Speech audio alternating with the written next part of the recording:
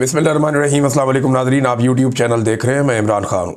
सवाल उठेगा तो जवाब तो आएगा नाज़रीन। अब जो किया गया वफाक की जानिब से, जो एक शहबाज शरीफ साहब की कैबिनेट के मेंबर ने जो हरकत की, उठा के एक वीडियो में ये दावा कर दिया कि ये सुहेल अफरीदी की वीडियो है और ये कोर कमांडर हाउस लाहौर के ऊपर हमला आवर है, और इस बयानिए को पाकिस्तान के मीडिया के ऊपर टॉप हेडलाइंस के अंदर चलाया गया और दबाव डालकर चलवाया गया कि इसको चलाएं। तो दूसरी तरफ से जवाब आ गया थोड़ी देर के बाद, पाकिस्तानियों ने बता दिया कि जी ये तो जाली वीडियो है, ये उस दिन की वीडियो ही नहीं है और ये एक झूठा प्रोपेगेंडा है। लेकिन उसके बावजूद खबर चलाई जा रही थी, अभी तक माफ़ी नहीं मांगी किसी ने। लेकिन खैबर पख्तूनख्वा की हुकूमत जो नई बनी है, उसकी कैबिनेट है, उसके वज़रा ने बैठ के एक प्रेस कॉन्फ्रेंस की और उन्होंने दूध का दूध और पानी का पानी कर दिया। वैसे तो शाहिद खटक साहब का एक ट्वीट है, उसके अंदर सारा का सारा ही जवाब है। जो एक्चुअली मंजरनामा बन रहा है वो मैं आपके सामने रख देता हूं, लेकिन पहले आप ये देखें कि कहा क्या गया। एक तो शफी जान साहब हैं, कैबिनेट के मेंबर हैं खैबर पख्तूनख्वा में सुहेल अफरीदी की।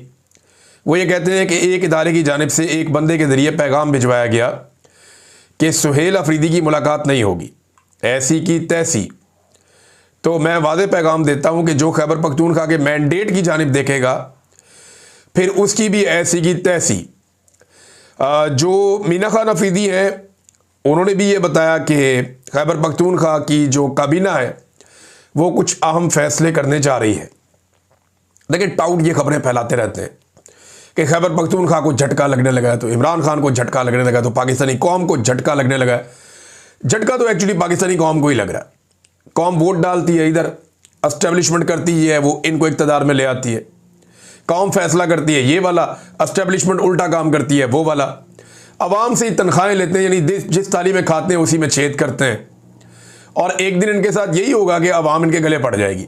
ये होगा, हम होता हुआ देखेंगे। मेरा ये ईमान है, मुझे इस बात का पता है, और ये सब लोग जानते हैं कि ये होना है।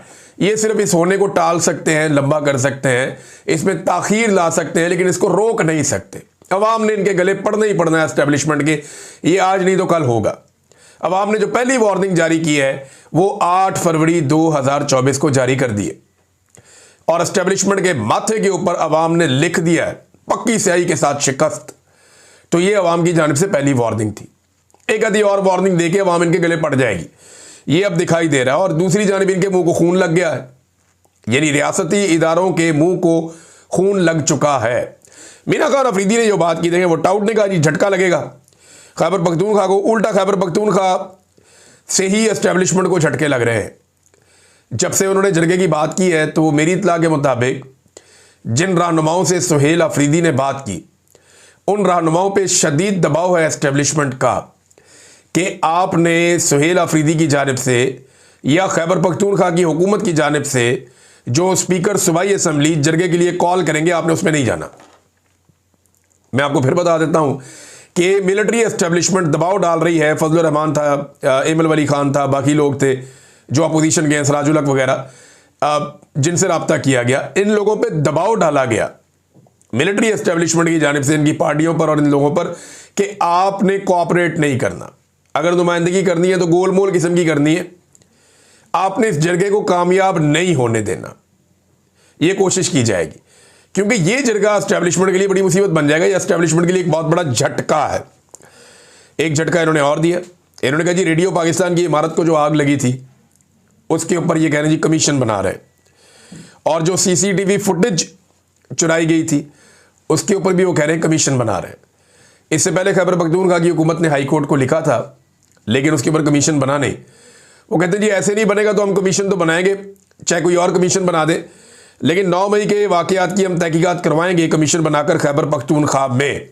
गड्ढापुर साहब ने थोड़े से मामला डाउन कर दिए थे, लेकिन ये लोग कह रहे नहीं हम कमीशन बनाएंगे।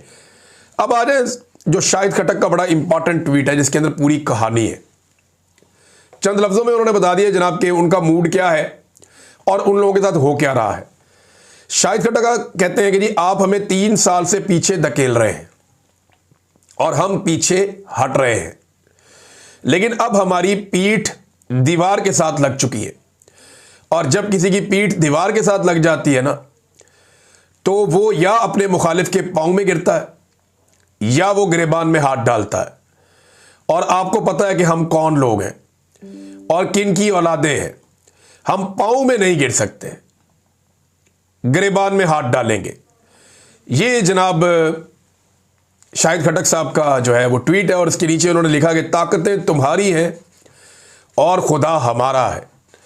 ये एक बड़ा मशहूर शेर है जो उन्होंने नीचे लिखा कि ताकतें तुम्हारी हैं और खुदा हमारा है। तो शाहिद खटक साहब ने बता दिया कि बहुत दीवार के साथ लगा दिया हमें। अब यहाँ से दो ऑप्शन होते हैं, या तो हम आपके पैरों में गिर जाएं, कंप्रोमाइज़ कर लें, या आपका गिरेबान पकड़ लें। इमरान खान साहब के साथ भी यही किया गया। इमरान खान को इतना दीवार के साथ लगाया गया कि इमरान खान साहब ने एस्टेब्लिशमेंट का गिरेबान पकड़ा हुआ है और एस्टेब्लिशमेंट अपने सारे टाउटों को साथ मिला के पूरी कोशिश करके आलमी सपोर्ट लेकर भी इमरान खान के हाथ से अपना गिरेबान नहीं छुड़वा पा रही। और पाकिस्तानी अवाम ने भी एस्टेब्लिशमेंट को दबोचा हुआ है। अब कभी वो आईनी तरमीम करते हैं, कभी वो कुछ और करते हैं, कभी खून बहा देते हैं, लोगों का कत्लेआम करते हैं, चादर और चारदीवारी का तकद्दुस पामाल करते हैं, लीडर को जेल में डालकर 2.25 साल तक ना उसकी तस्वीर बाहर आने दी, ना उसकी वीडियो ना ऑडियो बाहर आने दी। ये इस एस्टेब्लिशमेंट ने किया पाकिस्तानी अवाम के साथ। लेकिन ये खुद बहुत बुरी तरह फंस गई है, बहुत बुरी तरह जकड़ी गई है। तो ये शाहिद खटक का पैगाम है ना, ये बड़ा क्लैरिटी लेकर आ रहा है। नाज़रीन, आपसी इख्तलाफात के बावजूद, यानी हामिद खान ग्रुप में और ILF के अंदर जो आपस में समझौता नहीं हो पाया, वो आपस में चीज़ें तय नहीं कर पाए, इसके बावजूद जो बार कौंसल्स के इंतखाबात हैं वकला के, उनमें हैरानकुन कामयाबी मिली है इमरान खान साहब के हमायती उम्मीदवारों को। यानी हैरानकुन है, गैर मामूली कारकर्दगी है जो इन्होंने दिखाई है।